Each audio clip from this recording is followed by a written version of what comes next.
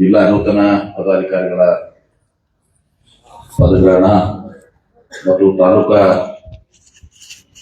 ಪದಾಧಿಕಾರಿಗಳಿಗೆ ಅಭಿನಂದನಾ ಸಮಾರಂಭದ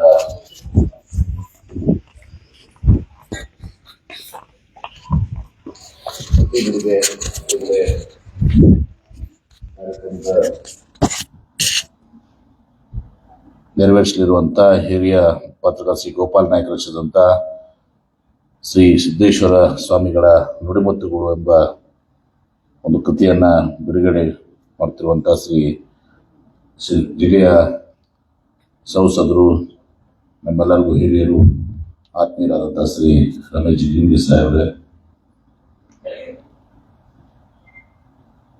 ಆಶಯ ನುಡಿಗಳನ್ನಾಡಿ ತಮ್ಮೆಲ್ಲರಿಗೂ ಕೂಡ ಪ್ರೇರಣೆ ಮಾರ್ಗದರ್ಶನ ಮಾಡಿದಂಥ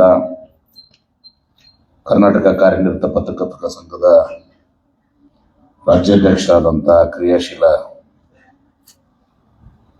ವ್ಯಕ್ತಿಗಳಾದಂಥ ಶ್ರೀ ಶಿವಾನಂದ ತಗಡೂರವರೇ, ರಾಜ್ಯ ಕಾರ್ಯದರ್ಶಿಗಳಾದಂಥ ಶ್ರೀ ಪುಂಡಲೀಕ್ ಬಾಳೋಜಿಯವರೇ, ಈ ಕಾರ್ಯಕ್ರಮದ ಅಧ್ಯಕ್ಷತೆ ವಹಿಸಿಕೊಂಡಂತ ಜಿಲ್ಲಾಧ್ಯಕ್ಷರಾದಂಥ ಶ್ರೀ ಅಶೋಕ್ ಯಡಳ್ಳಿಯವರೇ, ಪೊಲೀಸ್ ವರಿಷ್ಠಾಧಿಕಾರಿಗಳಾದಂಥ ಶ್ರೀ ಲಕ್ಷ್ಮಣ್ ನಿಂಬರ್ಗಿಯವರೇ, ವಾರ್ತಾ ಮತ್ತು ಸಾರ್ವಜನಿಕ ಸಂಪರ್ಕ ಇಲಾಖೆಯ ಸಹಾಯಕ ನಿರ್ದೇಶಕರಾದಂಥ ಶ್ರೀ ಅಂಬರೀಶ್ ದೊಡ್ಡಮನಿಯವರೇ, ನಮ್ಮೆಲ್ಲರಿಗೂ ಹಿರಿಯರಾದಂಥ ಆತ್ಮೀಯರಾದಂಥ ಶ್ರೀ ಗೋಪಾಲ್ ನಾಯ್ಕ ಅವರೇ, ಬಾಗಲಕೋಟೆ ಜಿಲ್ಲಾಧ್ಯಕ್ಷರಾದಂಥ ಶ್ರೀ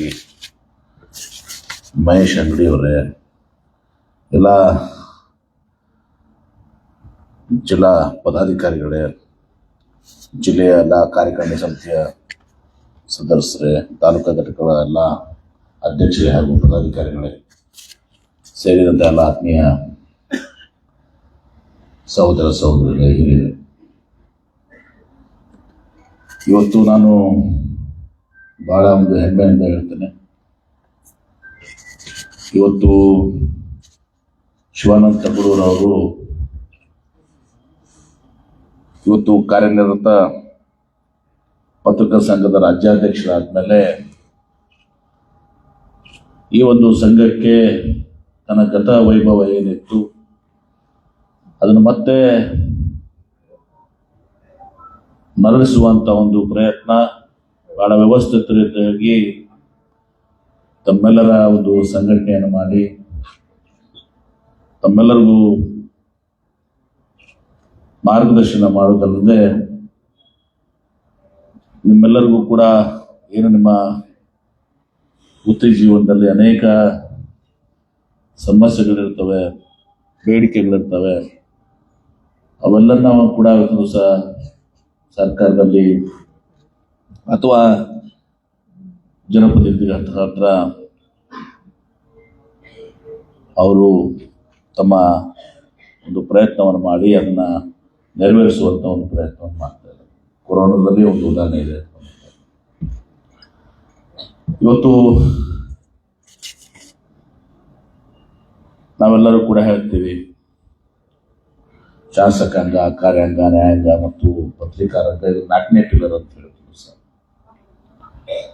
ಬಹಳ ಅರ್ಥಪೂರ್ಣವಾಗಿ ತಗಡೂರವ್ರು ಮಾತಾಡಿದ್ರು.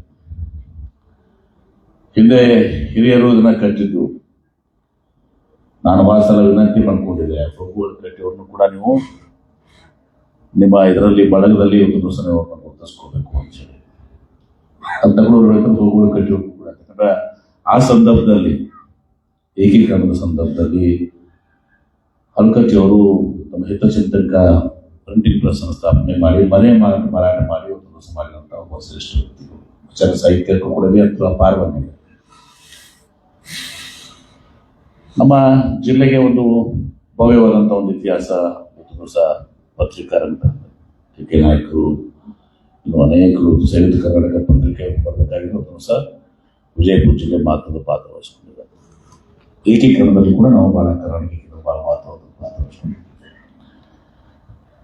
ಹೀಗಾಗಿ ಇವತ್ತು ಒಂದು ಆಧುನಿಕ ಯುಗದಲ್ಲಿ ಈಗೆಲ್ಲ ದೃಶ್ಯ ಮಾಧ್ಯಮ ಬಂದ್ಬಿಟ್ಟಿದ್ದಾವೆ. ಡಿಜಿಟಲ್ ಮಾಧ್ಯಮ ಬಂದ್ಮೇಲೆ ಅಥವಾ ಪ್ರಿಂಟ್ ಮಾಧ್ಯಮಕ್ಕೆ ಒಂದ್ಸಲ ಅಂದ್ಬಿಡ್ತಿದ್ದೀವಿ ನಾವು, ಏನಪ್ಪ ಇದು ಸಂಪೂರ್ಣವಾಗಿ ಯಾವ ರೀತಿ ಪಾಶ್ಚಿಮಾತ್ಯ ರಾಷ್ಟ್ರಗಳಲ್ಲಿ ಎಲ್ಲವೂ ಕೂಡ ಡಿಜಿಟಲ್ ಪತ್ರಿಕೆಗಳಾಗಿದೆ. ನಾವು ನೋಡ್ತೀವಿ ಮೊದಲು ನ್ಯೂಯಾರ್ಕ್ ಟೈಮ್ಸು ಎಲ್ಲನೂ ಕೂಡ ಬೇರೆ ಬೇರೆ ಪತ್ರಿಕೆಗಳೆಲ್ಲನೂ ಕೂಡ ವಾಷಿಂಗ್ಟನ್ ಪೋಸ್ಟು ಇವೆಲ್ಲನೂ ಕೂಡ ಏನಾಗ್ತಿತ್ತು ಪೇಪರ್ಸ್ ಇರ್ತಿತ್ತು. ಈಗ ಎಲ್ಲ ಡಿಜಿಟಲ್ ಇರ್ತಾರೆ, ಎಲ್ಲ ನಮ್ಮ ಐಪ್ಯಾಡ್ನಲ್ಲಿ ಮೊಬೈಲ್ನಲ್ಲಿ ನೋಡ್ಕೊಂಡು ಬಂದ್ಬಿಟ್ಟಿದ್ದಾರೆ. ಇಲ್ಲಿ ಹಂಗೆ ಆಗ್ತದೆ ಅಂತ ಇದು ಮಾಡಿ, ಅದು ನಮ್ಮ ಸಂಸ್ಕೃತಿ ಏನಿದೆ ನಮ್ಮ ಭಾರತ ಜನರಲ್ಲಿ, ದೇಶದ ಜನತೆಯಲ್ಲಿ, ರಾಜ್ಯದ ಜನತೆಯಲ್ಲಿ, ಹಳ್ಳಿಯಲ್ಲೂ ಕೂಡ ಏನೋ ಪೇಪರ್ನಿಂದ ಓದಿದಾಗ ಸಮಾಧಾನ ಆಗ್ತದೆ. ಈಗ ನಾನು ಕೂಡ ಮುಂಜಾನೆ ಕಾಫಿ ಕುಡಿತೀವಿ, ಒಂದು ಸ್ವಲ್ಪ ಪಟ ಒಂದು ಸ್ವಲ್ಪ ಕಣ್ಣು ಹಾಕಿಬಿಡ್ತೀವಿ.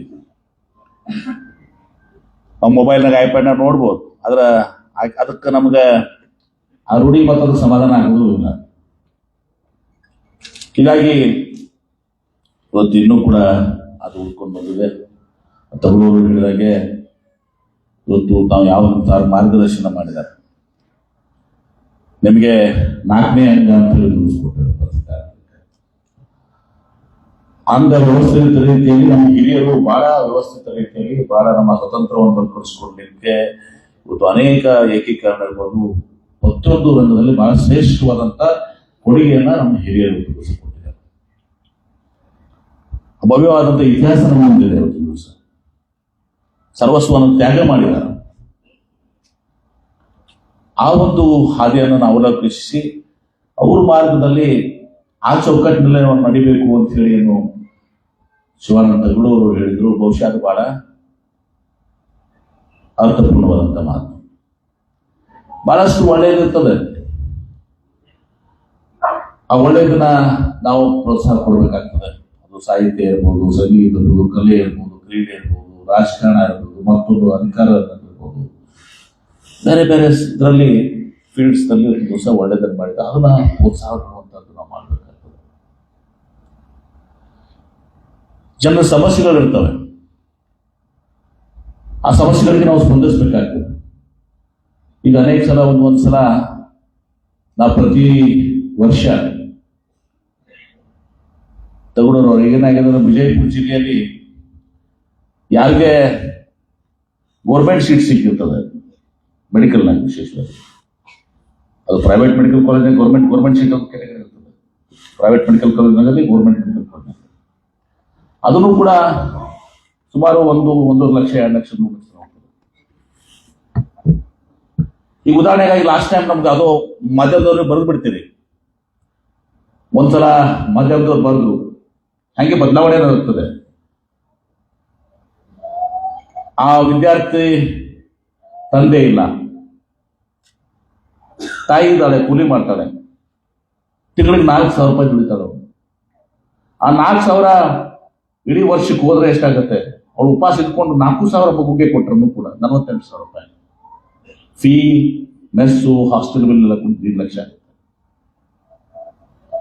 ಅದನ್ನ ಗಮನಿಸೋದು ಬಹಳ ಸಲ ಗಮನ ಸೆಳೆದಿರ್ತಾರ. ಅಂಥವು ಯಾವಿದಾವು ನಾವು ನಮ್ಮ BLD ಸಂಸ್ಥೆಯಿಂದ ನಾನು ಅದನ್ನ ಈಗ ಪ್ರತಿ ವರ್ಷ ಒಂದು 10-15 ವಿದ್ಯಾರ್ಥಿಗಳಿಗೆ ಇವತ್ತು ದಿವಸ ನಾವು ಅವ್ರಿಗೆ 2 ಲಕ್ಷ ಆಗಲಿ 2 ಲಕ್ಷ ಆಗಲಿ 3 ಲಕ್ಷ ಕೊಡ್ತೇವೆ. ಅದು ಯಾಕೆ ಕಾರಣ ನೀವು ಪತ್ರಿಕೆಯಲ್ಲಿ ಬರ್ತಿದ್ರಿ. ಆಮೇಲೆ ಅದು ದೊಡ್ಡಸ್ಕಿ ನೋಡ್ರಿ, ಅವ್ರಿಗೆ ಏನಾಯ್ತಂದ್ರೆ ಆ ವಿದ್ಯಾರ್ಥಿ ಬಗ್ಗೆ ಏನ್ ಹೇಳಿದ್ರು. ಇವತ್ತು ನಾ ಇನ್ನೊಂದು ಕಡೆ ಭಾಷೆದಾಗ ಹೇಳ್ತಾ ಇದ್ದಾರೆ, ಮೊಯ್ತೇರಿ ವ್ಯವಸ್ಥೆದಾಗೂ ಪಾಪ ಒಂದು ಹುಡುಗ ಮರಾಠರ ಸಮಾಜದ ಹುಡುಗ ಇದ್ದ. ಆ ವಿದ್ಯಾರ್ಥಿ ಏನ್ ಹೇಳಿದ್ರು, ಸರ್ ನನ್ನ ಪೇಪರ್ದಾಗ ಬಂದಿರ್ತೀನಿ, ನೀವು ಸೈನ್ ಮಾಡಕತ್ತೀನಿ, ಇನ್ನೊಬ್ಬ ನನ್ಗಿಂತ ಕಡ್ಬಿಡುವ ಅಂದ್ರೆ ಅವನು ಒಟ್ಟು ಮಾಡ್ಬೇಕ್ರಿ ಅನ್ನೋ. This is the fact. ನನ್ನ ಪೇಪರ್ನಾಗ ಬಂದೈತೆ ನೀವು ನನ್ ಕರ್ಸಿದಿರಿ, ಕೊಡಾತಿದ್ದೀರಿ, ನನ್ನಂತೆ ಇನ್ನೊಬ್ಬ ಅದನ್ರಿ, ಅವನು ಹೃದಯ ವಿಶಾಲತೆ ನೋಡ್ರಿ. ನಾನು ಕೊಟ್ಟಾರ ಪಾಸ್ ಹಾಕತ್ತಿದ್ವಿ ನಾವು ಯಾವಾರ ನನ್ನಂತ ಇನ್ನೊಬ್ಬ ಅದನ್ರಿ ಅಂತ ಅವನಿಗೂ ಕೊಡ್ರಿ ಅಂತೇಳಿ ಅವನು ಕರ್ಸಿಕೊಟ್ವಿ. ಯಾರ್ಯಾರಿಗಿದ ನಾವು ಜಾತಿ ಮತ ಪಂಥ ಯಾವುದು ಇಲ್ಲ. ಒಂದು ದಿವಸ ನಮ್ಮ ಜಿಲ್ಲೆಯವರು ಇರಬೇಕು, ಬಡವರು ಇರಬೇಕು. ನಮ್ಮ ರಿಜಿಸ್ಟರ್ ಕುಲಕರ್ಣಿ ಅವರು ಅದಾರ, ರಾಘವೇಂದ್ರ ಕುಲಕರ್ಣಿ ಅವರು, ಅದೆಲ್ಲನೂ ವೆರಿಫಿಕೇಶನ್ ಮಾಡಿ ಇವತ್ತಿನ ದಿವಸ ಎಲ್ಲರಿಗೂ ಕೊಟ್ಟಿದ್ದೀವಿ. ಮತ್ತೆ ಯಾರು ಶ್ರೀಮಂತರು ಬರಾಕತ್ತೂ ಇಲ್ಲ ನಮ್ಗೆ, ಅದೊಂದು ಪುಣ್ಯ. ಯಾಕಂದ್ರೆ ನಮ್ಮ ಸುತ್ತ ಕೊಡ್ತಾರ ನಮ್ಗೆ. ಅದು ನಮ್ ಸ್ವಲ್ಪ ಬಡಗ ಅದ ರೀ, ನಮ್ಗೆ ಗೊತ್ತ. ನಮ್ದು ನೋಡಿ ಸರ್, ನಾವು ಬಡವ್ರೆ ಅಂತಾರ. ಅದ್ರ ಇಲ್ಲಿ ತನ ಬಂದಿಲ್ಲ, ಒಂದೇ ಒಂದು ಕೇಸ್ ಬಂದಿತ್ತು, ಬೈಲ್ ಕಳಿಸಿದೀವಿ ನಾವು. ಇದು ಅನಾಥರಿಗೆ ಬಡವರಿಗೆ ಅದಪ್ಪ, ನಿಮಗೆಲ್ಲ ಶ್ರೀಮಂತರಿಗೆ ಅಂತ ಹೇಳಿ ಆಯ್ತಾಯ್ತು ಹೋಗ್ಯಾರ. ಅಂದ್ರೆ ಎಷ್ಟು ಪರಿವರ್ತನೆ ಆಯ್ತು. ನೀವು ಬರ್ದಿದ್ರಿಂದ ಆ ಮಗುಗೆ ಶೀಟ್ ಸಿಕ್ತು, ಆ ಮಗು ಬಂದು ಇನ್ನೊಬ್ರು ಶೀಟ್ ಕೊಡಿಸ್ತು. ಇಂಥ ಸಮಸ್ಯೆಗಳಿದ್ದಾವೆ ಊರಲ್ಲಿ. ಆ ಸಮಸ್ಯೆಗಳಿರ್ತವೆ, ಸಮಾಜದಲ್ಲಿ ಸಮಸ್ಯೆಗಳಿರ್ತವೆ, ಅನ್ಯಾಯಗಳಾಗ್ತಿರ್ತವೆ, ಅತ್ಯಾಚಾರಗಳಾಗ್ತಿರ್ತವೆ. ಇವೆಲ್ಲವನ್ನು ಕೂಡ ನೀವು ನಮಗೆ ಸರ್ಕಾರಕ್ಕೆ ಗಮನ ಸೆಳೆದು ಹೋಗಿ ನ್ಯಾಯ ಕೊಡಿಸುವಂತ ಕೆಲಸ ನಿಮ್ಮಿಂದ ಆಗ್ಬೇಕು. ಆ ಕೆಲಸ ನೀವು ಬಹುತೇಕ ಮಾಡ್ತಾ ಇದ್ದೀವಿ. ಅದು ತಗೊಳ್ಳೋರು ಏನಾಗ್ಬಿಟ್ಟೈತಿ, ನಿಮ್ದೆಲ್ಲ ತಾವು ಮಾರ್ಗದರ್ಶನ ಮಾಡಿದ್ರಿ, ಸೂಚನೆ ಏನು ಕೊಟ್ಟಿದೆ, ಎಲ್ಲಾನು ಕರೆಕ್ಟ್ ಅದ. ಆದ್ರೆ ಇವ್ರದ್ದು ನಿಮ್ಮವ್ರದ್ದು ಕೈ ಹಿಡಿದದ, ನಿಮ್ಮ ಹಿಡ್ಕೊಂಡು. ಯಾಕೆ ಮಾಲೀಕರು ನಾವದೀವಿ. ನಾವೊಂದು ಪತ್ರಿಕಾ ಇದಕ್ಕೆ ಮಾಲೀಕದೇನೆ. ನನ್ನ ಅಜೆಂಡಾನೇ ಬೇರೆ, ಎಲ್ಲರದು ಚೆನ್ನಾಗಿಲ್ಲ. ನಾನು ಕೆಲವೊಬ್ರು ಈಗ ನಮ್ಮಂಥವ್ರು ನಂದೇ ತಗೋ, ನಾನೇ ಒಂದು ಪೇಪರ್ ಅಂತೀನಿ, ನಮ್ಮ ಅಜೆಂಡಾ ಬೇರೆನೇ ಅದು. ಇವ್ರೇನ್ ಮಾಡೋರು ಪಾಪ, ಆ ಎಜೆಂಡಾ ಪಕ್ಕ ಇವ್ರು ಬರೀಬೇಕಾಗ್ತದೆ. ಇಂಥವ್ರ ವಿರುದ್ಧ ಬರೀಬೇಕಾಗತ್ತೆ. ಹಾಗೆ ನನಗೂ ಆಗ್ಯದ, ನಿಮಗೂ ಗೊತ್ತದ. ಅಲ್ಲಿ ಬಹಳಷ್ಟು ಜನರ ಕೈ ಕಟ್ಟಿ ಹಾಕಿದೆ. ಅದು ಇವತ್ತು ಮೊದಲು ಇರಲಿಲ್ಲ. ಇದು ಈಗ ನಮ್ಮಂಥವ್ರೆಲ್ಲ ಪತ್ರಿಕಾವತಿ ಏನು ಮಾಲೀಕರದೇವಲ್ಲ, ನಮ್ಮ ಕೈಯಾಗಿ ಸಿಕ್ಕ ನಿಮ್ಮ ಕ್ರಿಯಾಶೀಲತೆ ಇರಬಹುದು ಅಥವಾ ನಿಮ್ಮ ಸತ್ಯ ಇದು ಇರಬೇಕು, ಅದು ಬಹಳಷ್ಟು ಸಫರ್ ಆಗ್ತಾ ಇದೆ. ನಾ ಏನದು ಎಲ್ಲರೂ ಮಾತಾಡ್ತಾ ಇದ್ದೀವಿ, ಓಪನ್ ಡಿಸ್ಕಷನ್ ಏನಾದ್ರು ನಾವು. ಅದು ಎಲ್ಲೋ ಒಂದ್ ಕಡೆ ಬಹುಶಃ ಆದ್ರೆ ನೀವೇನು ಆದರ್ಶ ಹೇಳಿದ್ರಿ, ನಮ್ಮ ಹಿರಿಯ ಗತವೈಭವ ಏನಿದೆ, ಆ ಇತಿಹಾಸ ಏನಿದೆ, ಸಂಸ್ಕೃತಿ ಏನಿದೆ, ಅದು ಆಗ್ಲಿಕ್ಕೆ ಸಾಧ್ಯ ಆಗ್ತದೆ. ಸ್ವಲ್ಪ ಫ್ರೀಡಮ್ ತುಮಸಲ್ಲಿ ಬೇಕಾಗ್ತದೆ. ಇದು ಇದ್ದಂಗೆ ಬರೀ ಆಗ್ತದೆ. ಅದೇನೇ ಇರ್ಲಿ, ಅವ್ರು ಹೇಳಿದ್ರನ್ನ ನಾ ಹೇಳಿದೆ. ಅವ್ರ ಪಾಪ ನಾವು ನಿಮ್ಮನ್ನ ಡಿಪೆಂಡ್ ಮಾಡೋತೇನ, ಮತ್ತೆ ನೀವು ನಮ್ಮ ವಿರುದ್ಧ ಬಂದ್ರು ನಾ ಹೇಳ್ತೀವಿ, ಆಯ್ತು ಬಿಡಪ್ಪ, ಪಾಪ ಏನು ಮಾಡಿ ಯಾರೋ ಹೇಳ್ತಾರ ಬರ್ದಾರ ಅಂತ ಹೇಳ್ಬಿಟ್ಟು ನಿಮ್ಮನ್ನ ಡಿಫೆಂಡ್ ಮಾಡ್ಕೊಳ್ತಿದ್ದೀನ. ಹೀಗಾಗಿ ಜಾಸ್ತಿ ಮಾತನಾಡಕ್ ಹೋಗುದಲ್ಲ. ಇವತ್ತು ತಾವೆಲ್ಲರೂ ಕೂಡ ಬಹಳ ದೊಡ್ಡ ಸೇವೆಯನ್ನು ಮಾಡ್ತಾ ಇದ್ರಿ. ಈ ಬೆಂಗಳೂರು ಬಂದಲ್ಲಿರೋ ಪರಿವರ್ತನೆ ಕೂಡ ಇದಾಗಿದೆ. ಇವತ್ತು ಏನು ಚುನಾವಣೆಯಲ್ಲಿ ಗೆದ್ದೀರಿ, ಆ ಸೋತವ್ರನ್ನು ನಿಮ್ಮ ಜೊತೆ ತಗೊಂಡೋಗ್ರಿ. ಮತ್ತೇನು ಸ್ವಲ್ಪ ಮಾರ್ಜಿನಲ್ಲಿ ಯಾರ್ಯಾರು ಬಿದ್ದಾರೆ, ಸ್ವಲ್ಪ ಅವ್ರು ಕೋಪ್ಗೆ ಪಡ್ಕೋದು ಮಾಡಿಬಿಟ್ಟು ತಗೊಂಡ್ಬರೋದು. ಇರುಟಿ ಹೊಡಿತದ. ಏನಪ್ಪ ಲಾಸ್ಟ್ ಜನ ಒಬ್ಬ 100 ಓಟ್, ಲಾಸ್ಟ್ ಜನ 100 ಓಟ್ ತಗೊಂಡಾನ, ಇನ್ನೊಬ್ಬ 90 ತಗೊಂಡು ಸೋತಾನ. ಒಂದೇನೋ ಮಾರ್ಜಿನ್ ಫಿಕ್ಸ್ ಮಾಡಿ ಏನ್ರಿ ನಾಮಿನೇಟ್ ಮಾಡಿದ್ವಿ. ಸೊ ಯೂನಿಟಿ ಉಳಿತದ. ಏನಪ್ಪ 100 ಓಟ್ ಇದ್ರೆ ಒಮ್ಮೆ ಯಾರೋ 10 ತಗೊಳೋದು ಬೇಡ, 90 ತಗೊಳೋದು ಒಂದೊಂದು ಸ್ವಲ್ಪ ಶಕ್ತಿ ಐತಲ್ಲ. ಸ್ವಲ್ಪ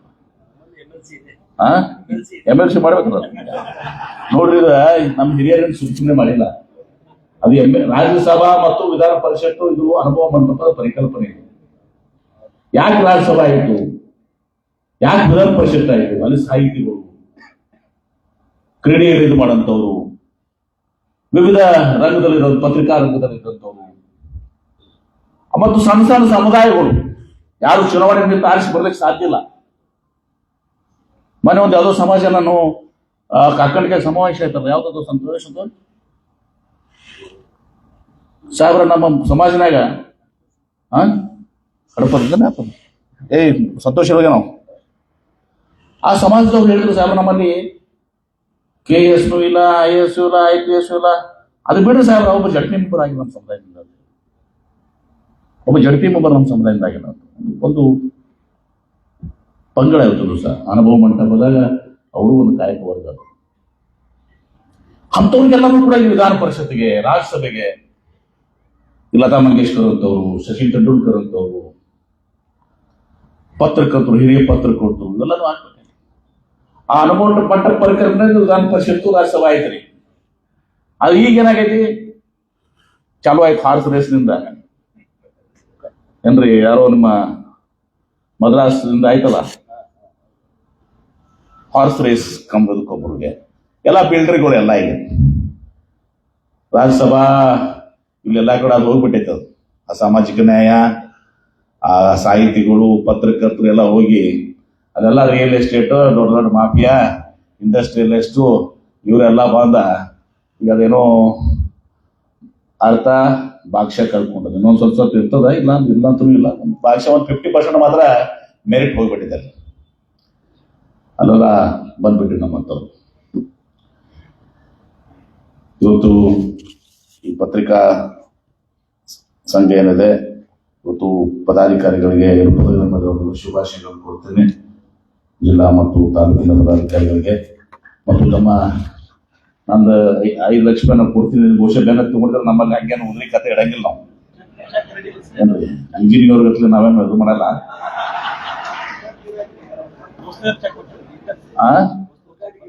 ಒಬ್ಬತ್ತೆ ಕೊಟ್ರಿ, ನನಗೆ ಯಾಕಿಲ್ಲ ಇದು ಮಾಡ್ತೀನಿ ನಾವು. ಮತ್ತೆ ಇಂಜಿನಿಯರ್ ಏನಾಗಿ ಕೊಡದೇ ಇಲ್ಲ ಅವರು ಕೊಡಂಗಿಲ್ಲ ನೋಡ್ರಿ. ಈಗ ಹೇಳಿದ್ರು ಒಂದು 50,000 ಕೊಡ್ತೀನಿ ಬಿಡ ಮರ ಅಂತ. 50,000 ಬೇಡ, ನಿಮ್ದು 10 ಲಕ್ಷ ರೂಪಾಯಿ MP ಫಂಡ್ ಅಂತ ಕೊಟ್ಬಿಟ್ಟಿರುತ್ತೆ. ಒಪ್ಕೊಂಡ್ರ ಅವ್ರು ಮತ್ತೆ ಎಲ್ಲರೂ ಚಪ್ಪಾಳಿ ಕೊಡ್ತೀವಿ. 50,000 ಬೇಡ ತಗೊಂಡವ್ರ 50,000 ಕೊಟ್ಟರೆ 10 ಲಕ್ಷ ಸಿಗಂಗಿಲ್ಲ. ಮತ್ತೆ ಅದನ್ನ ಅವ್ರು 50,000 ಮುಗಿಸ್ಬೇಕಂತಾರ. ಈಗ ಪ್ಲಾನ್ ಹಾಕ್ಯಾರ. ನಾನು ಒಂದು ನಿಮ್ದು 50,000 ನೀವು ಬಿಡ್ರಿ, ಅದನ್ನ ಬ್ಯಾಟ್ ನಿಮ್ದು ಒಬ್ರು ಮಾಪತ್ ಹೇಳ್ಬಿಡ್ರಿ. ನಿಮ್ದು ಇದಕ್ಕೆ ಕೊಡಬೇಕು, ರಿಲೀಫ್ ನಿಮ್ದು ರಿಲೀಫ್ ಕೊಡೋದು ಬೇಡ. ನೀವು 10 ಲಕ್ಷ ನಾ ಹೇಳ್ತೀನಿ. ನಮ್ಗೆ ಸ್ವಲ್ಪ ಎಲ್ಲ ಗೊತ್ತಿರ್ತಾವ. ನಮ್ದು ಅವ್ರು ಗೊತ್ತಲ್ಲ, ಅವ್ರು ನಮ್ಗೆ ಗೊತ್ತಲ್ಲ.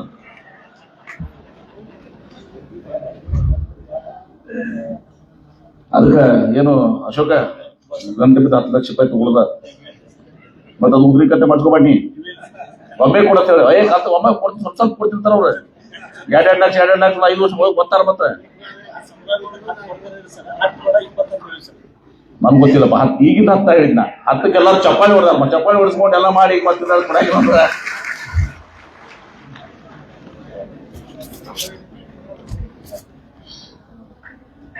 ಅದಕ್ಕೆ ಮುಂದೆನೂ ಕೂಡ ಇವತ್ತು ಎಲ್ಲ ರೀತಿಯ ಸಹಕಾರಗಳನ್ನ ಕೂಡ ಮಾಡ್ತಾ ಇದ್ವಿ. ನಾವು ಅನೇಕ ಸಂದರ್ಭ ನಮ್ಗೆ ಇವ್ರು ಬಿಡ್ತಾರೆ ಅಂತ ತಗೊಳ್ಳೋರು.